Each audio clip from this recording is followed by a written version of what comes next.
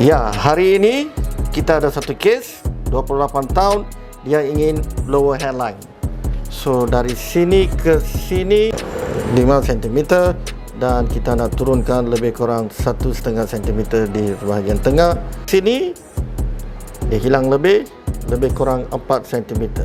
Belah kiri tak berapa banyak, lebih kurang 2 cm. Yang penting di sini kita kena maintain the golden ratio.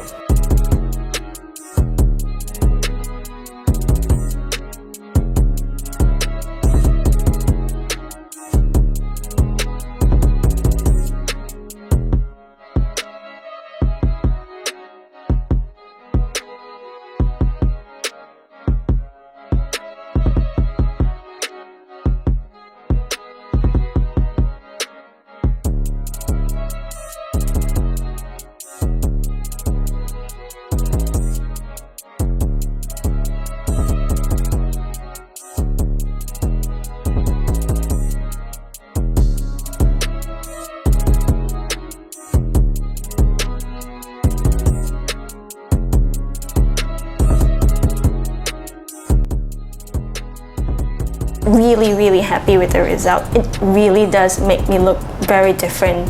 Yep, thank you so much, GLOJAS.